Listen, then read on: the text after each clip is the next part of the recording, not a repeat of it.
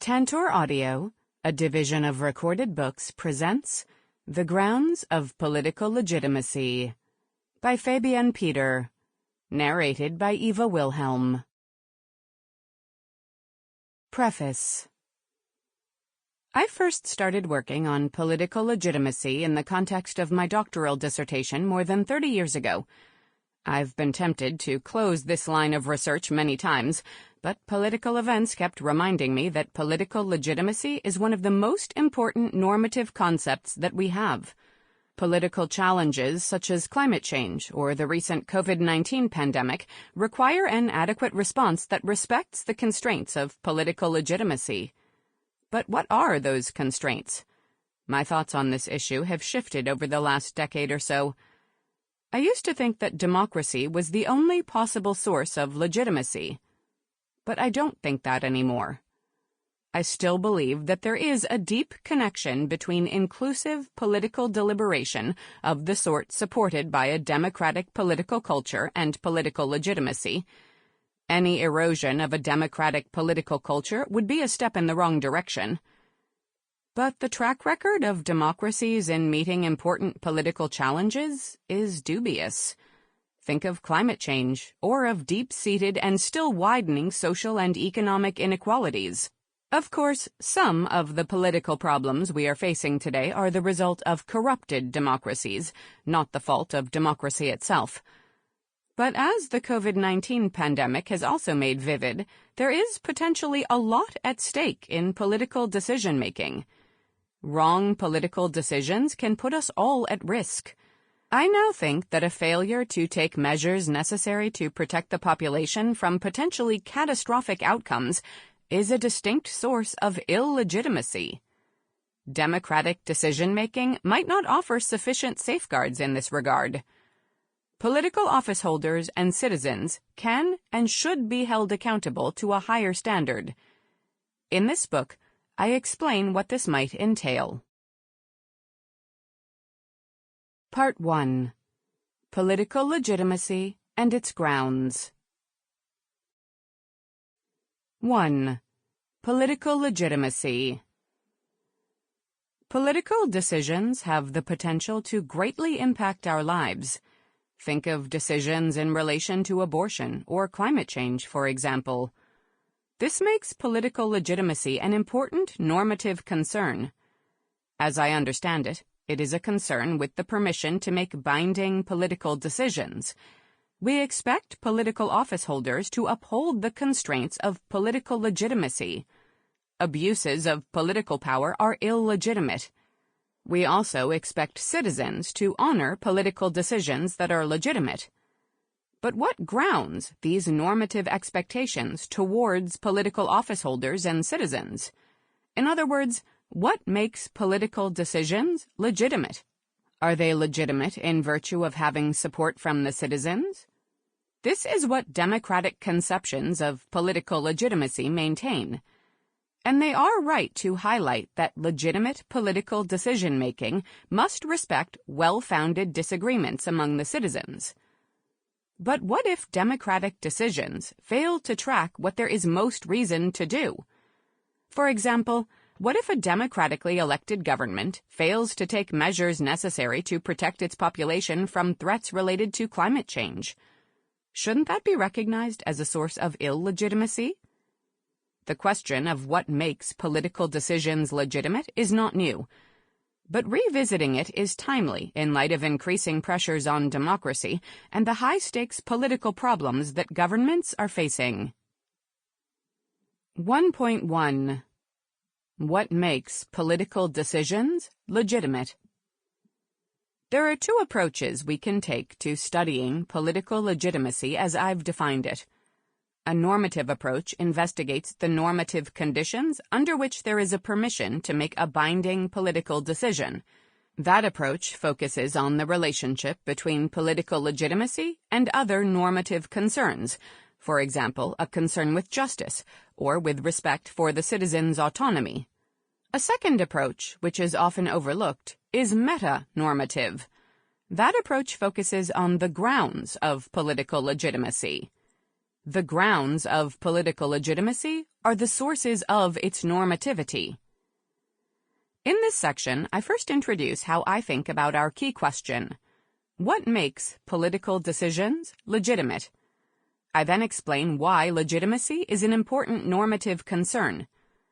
In the final section of this chapter, I discuss the differences between a normative and a meta-normative perspective on political legitimacy. A. The political will. Many think that political legitimacy depends on some form of democratic political control. We can witness the force of this idea in the regularly occurring calls for more democracy, in the Hong Kong protests of 2019, for example, but also in regional resistance to overly centralized forms of government. On this widely held view, political decisions are legitimate in virtue of having been made democratically in one form or another. The appeal to democracy is just one example of a very robust and long-standing tradition of political thought that takes the will of the people as the ground of political legitimacy. The idea that the political will is the ground of political legitimacy is prominently articulated in social contract theories. But we also find it in contemporary forms of liberalism as well as in republicanism. The broader claim, to which democratic theories of political legitimacy tend to be committed, is that political decisions are legitimate in virtue of how they respond to the political will. With the surge of populism that we are witnessing early in the 21st century, appeals to the political will have become even more prominent, but also more dubious. While populists appeal to the political will, this appeal isn't necessarily democratic. Populists themselves tend to pitch the will of the people in opposition to decisions made by democratically elected representatives. It is often claimed that the political elite is out of touch and that there is a will of the people that is in opposition with the decisions made by Parliament. Critics of populism tend to attack this attempt to circumvent democracy in the name of the political will. Faith in democracy, and in the political will as the ground of legitimacy, is also being undermined in a different way. 2016, in particular, is the year in which many lost confidence in democracy, first with the Brexit decision in June 2016, and then with the election of Trump in November of that year. Of course, there have been controversial democratic decisions before 2016. Think of the Swiss minaret building ban, to use just one of many examples. And the rapidly rising economic and social inequalities in many long-established democracies, the slow response to the climate crisis, and many similar examples have also shed doubt on the ability of democracies to tackle urgent political problems. The question many have asked in response to such cases is, how can the political will be a ground of political legitimacy if it is uninformed or easily misled, and if democratic procedures have a tendency to uphold the wrong decisions? To be clear, that some people disagree with a democratic decision is not in itself a reason to start doubting democracy. That's just a feature of democracy, and it is inevitable if democracy is a tool for making political decisions in the face of political disagreements. And that some democratic decisions turn out to be mistakes need not be enough to lose confidence in democracy either. Mistakes do not pose a problem for political legitimacy if we can trust democracy to make fewer such mistakes or to realize values that offset the costs of any mistakes. Democracy is in trouble, however, if relying on the political will stands in the way of making legitimate decisions. And that is the case in circumstances in which the problem doesn't just arise from a deformation of the political will, say because of a corruption of democratic decision-making procedures. Democracy is in trouble in circumstances in which the political will is itself a source of illegitimacy. Consider decision-making in response to the climate crisis as an example. Could it be that citizens can't always be trusted to correctly assess the threat that climate change poses and to make the right decisions for future generations? Current circumstances force us to consider this as a possibility. In light of these pressures on the political will as a ground of legitimacy, It is thus timely to consider alternatives. B. Cognitive political authority. The main alternative to the view that the political will is the ground of political legitimacy is the view that decision-making power should be placed in the hands of those with an ability to track the right decisions. Call this ability cognitive political authority, or cognitive authority for short. The idea that legitimate political decisions are those made by someone or a body of people with cognitive authority used to be quite common before the Enlightenment. We find it articulated in Plato's Republic, which criticizes the arbitrariness of democracy and argues in favor of the philosopher's rule by those who have cultivated expertise in identifying the right decisions and who are not sidetracked by their own interests. As Plato writes, "There will be no end to the troubles of states or of humanity itself till philosophers become kings in the world, or till those we now call kings and rulers really and truly become philosophers, and political power and philosophy thus come into the same hands." The idea that the ground of political legitimacy is cognitive political authority and not the political will can also be traced to the Bible. Chapter 13 of the Epistle to the Romans is an origin of the divine right of king theory of political legitimacy. While some versions of this theory grant absolute political power to monarchs, Luther's influential interpretation of this passage suggests that secular rulers are uniquely authorized to rule in virtue of their superior grasp of God's will, and to the extent that they do have this superior grasp. The Enlightenment has put pressure on the belief that there is a natural political hierarchy grounded on epistemic privilege. Who has cognitive political authority? Who is best able to judge which political decision should be made? If the ability to make political judgments is a product of our faculty of rationality, a faculty that adult citizens have in roughly equal measure, isn't a legitimate political decision one that responds to the citizen's will? Despite these challenges, the idea that political decisions are legitimate in virtue of being based on cognitive political authority has lasting appeal in contemporary political philosophy. We find the idea well articulated in Joseph Raz's work and in work that builds on that. As I'll explain in more detail later, in Chapter 4, Raz argues that political legitimacy depends on whether a de facto political authority, say a government, is able to track what there is most reason to do with sufficient reliability. The thought is that if the citizens are less well placed to track the right decisions themselves, they should defer to the political authority. Relatedly, those who defend epistocratic conceptions of political legitimacy also invoke cognitive political authority as the ground of political legitimacy. On an epistocratic conception, political decision-making should be in the hands of those who are sufficiently competent. But it's not only elitist theories that prioritize cognitive political authority. Some epistemic theories of democracy are also best interpreted as committed to the view that political legitimacy stems from cognitive political authority, not the political will. On those conceptions of democratic legitimacy, cognitive political authority is achieved by a wisdom of the crowds process. At a more practical level, we can illustrate the idea that political legitimacy may stem from cognitive political authority in relation to the political role of experts. It is often said that experts can only advise, not decide. But this masks the influence of cognitive political authority on legitimate political decision-making. To see this influence, consider how we'd assess a government that disregards overwhelming expertise on a particular political problem. In the water crisis in Flint, Michigan, for example, the government came under massive pressure once it was established that the tap water was highly toxic. The Flint water crisis also illustrates the importance of democratic activism. It was activists, not experts, who first drew attention to the problem, and citizens' participation played an important role throughout the crisis. I return to this issue in Chapter 8.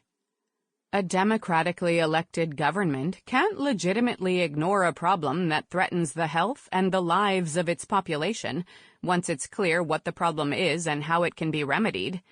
If there is sufficient expertise on a particular issue, then political decision-makers are left with very little wriggle room. Legitimate political decision-making must then reflect such expertise. The example shows that there are cases in which cognitive political authority, and not the political will, settles what political decisions can legitimately be made. C. Epistemic underdetermination and epistemic accountability.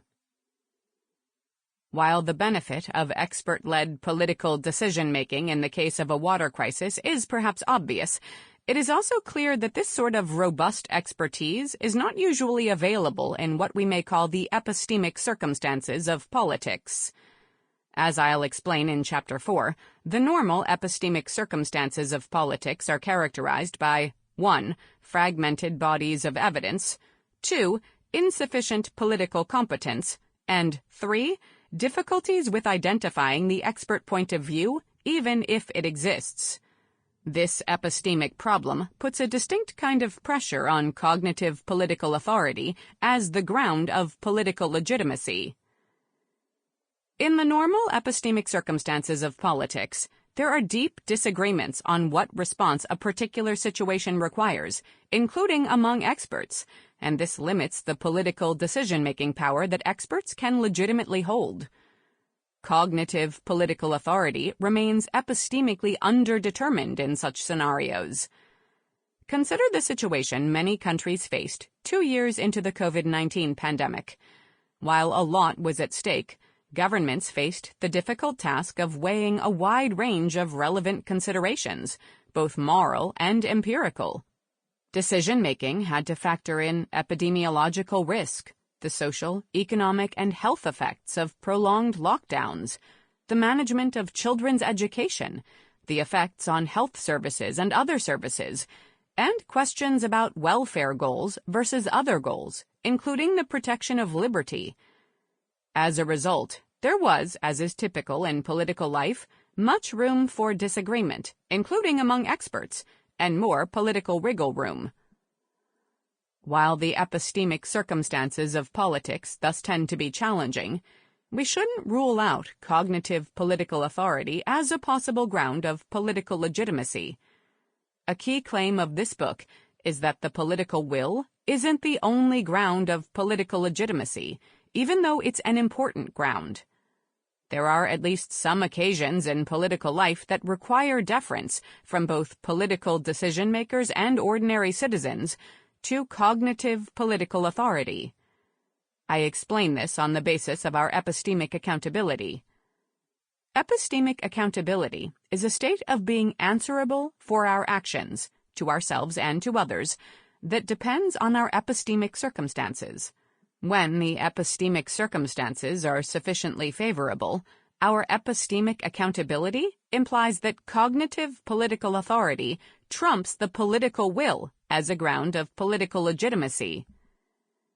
To accommodate favorable as well as unfavorable epistemic circumstances, I argue in support of a hybrid conception of political legitimacy. This hybrid conception recognizes both the political will and cognitive political authority as possible grounds of legitimacy. I call it the epistemic accountability conception of political legitimacy. It highlights that legitimate political decision-making is subject to epistemic constraints, not just to support from the political will. But, given the challenging epistemic circumstances of politics, it also recognizes the limits of cognitive political authority as a ground of legitimacy. In the normal epistemic circumstances of politics, political disagreements among the citizens are to be expected, and legitimate political decision-making must respond to well-founded disagreements. This way of thinking about political legitimacy is compatible with an important role for democracy in legitimate political decision-making. It doesn't require democracy, however, as it's also compatible with other forms of responding to a diversity of valid political views, for example, through some form of sortition. But the resulting argument for democracy as a ground of political legitimacy is importantly different from more standard arguments, whether moral or epistemic. The claim is neither that democratic decision-making is morally necessary for political legitimacy, nor that democracy has epistemic benefits that explain its role in legitimate political decision-making. Instead, the argument is that the legitimacy of democratic decisions derives from, and is limited to, the resolution of disagreements that remain when cognitive political authority is epistemically underdetermined. That's a very important role, as we'll see, given the epistemic circumstances of politics. But it's a different take on how democracy contributes to political legitimacy. To sum up, there are different, meta-normative, answers to the question of what makes political decisions legitimate. An important distinction is between answers that prioritize the political will and those that prioritize cognitive political authority. I argue that what makes political decisions legitimate depends on the epistemic circumstances. In favorable epistemic circumstances, cognitive political authority is the ground of political legitimacy. If cognitive political authority is epistemically underdetermined, however, which is the normal case in politics, then the political will, suitably understood, is the ground of political legitimacy.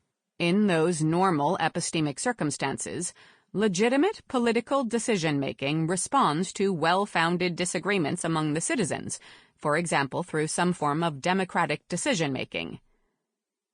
Now that I have introduced some of the main themes of this book, it's time to turn attention to details of the approach I'm taking. In the next section, I motivate the normative concern with the legitimacy of political decisions. In the following section, I explain the advantages of taking a meta-normative rather than a normative approach to the question of what makes political decisions legitimate. 1.2. The normative concern with political legitimacy. I take it that if a political decision is legitimate, political office holders or other decision-makers, for example a democratic constituency, have permission to make that decision, and the decision is binding for the citizens. As an immigrant and non-citizen resident, I'm well aware that most political decisions a country makes impact on any resident, not just on citizens, and this raises a question about which decisions should be binding for all residents. I experimented with different terminology to do justice to this problem, but didn't find a satisfactory terminology. In the end, I reverted to referring primarily to citizens, and I suggest that citizen is read broadly as a stakeholder in general, which might include non-citizen residents, for example. Let me unpack this two-pronged definition of political legitimacy first, before using it to discuss the normative concern with political legitimacy. One reason the study of political legitimacy is notoriously difficult is that many different definitions of legitimacy abound. In adopting a two-pronged approach, according to which legitimacy relates to both a permission to make political decisions and the bindingness of those decisions, I'm broadly following Hannah Pitkin. To call something a legitimate authority is normally to imply that it ought to be obeyed. You cannot, without further, rather elaborate explanation, maintain simultaneously both that this government has legitimate authority over you and that you have no obligation to obey it. The relevant connection between a permission to make political decisions and their bindingness is sometimes understood as conceptual, for example, when the permission to make political decisions is defined, in Hofeldian terms, as a right to rule that correlates with the duty to obey. On my understanding, which I will explicate as I develop the epistemic accountability conception, the connection is normative. The normative grounds of the permission to make political decisions are also the normative grounds of the bindingness of those decisions. A right to rule? I characterize the normative power to make political decisions as a permission, not as a right to rule. If a political decision is legitimate, the decision-makers were permitted to make it. If it is illegitimate, the decision-makers were not permitted to make it. Decision-makers may be governments, government agencies, or individual political office holders. Importantly, in a democracy, they can also be whole democratic constituencies. It is a distinctive feature of democracy that citizens are both the binders and those who are being bound by democratic decisions. See Hershowitz, 2003 on this. My reason for characterizing this normative power as a permission rather than as a right to rule is that I want to emphasize that this normative power depends on context, specifically on the epistemic circumstances in which political decisions are made. The permission to make political decisions can be lost and moved to a different decision-making body if the context changes. Political decisions matter a great deal, and one part of the explanation for the distinctive normative concern with political legitimacy is that the permission to make political decisions should thus not come easily. Political decisions shape the lives of large numbers of people in many respects and often for a long time. Political decisions come in many forms, but here are some of the main examples I'll be focusing on in this book. First, there are decisions to introduce new laws or reform existing laws. Think of the Brexit decision, which profoundly changed the economic, social, and political relations of the UK with the EU.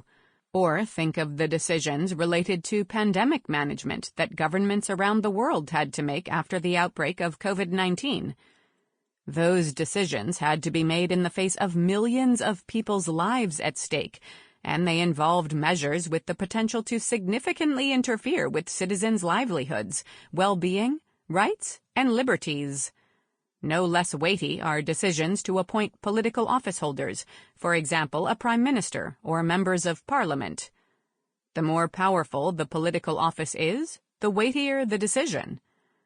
A third type of political decision introduces new policies within an existing legal framework, such as a new welfare policy or a new immigration policy. Even those decisions can be very weighty, as the controversy around the U.S. immigration policy of separating small children from their families has shown. Throughout the book, I will limit my discussion to political decisions made in the context of state-bound political bodies and constituencies.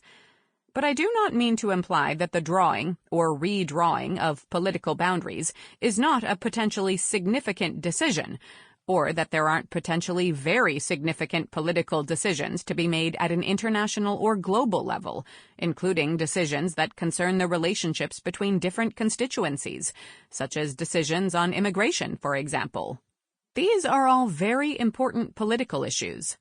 I'm focusing on the national context here because, empirically speaking, that's where most legitimacy challenges arise. In a political world that would be more institutionally integrated at the international and global level, this would be the wrong focus. But given how the political world is organized now, most political decision-making power is organized within national political constituencies, and I'm taking this as my starting point. Supranational entities with considerable decision-making powers, such as the EU and ASEAN, are an important exception to this, however. By taking political boundaries as given, I'm also assuming that the jurisdiction problem does not arise. I'm focusing on political legitimacy in relation to governing a given constituency. B. The bindingness of political decisions. Determining who has permission to make a political decision is one reason why political legitimacy gives rise to a distinctive normative concern. The second reason is determining which political decisions are binding for the citizens.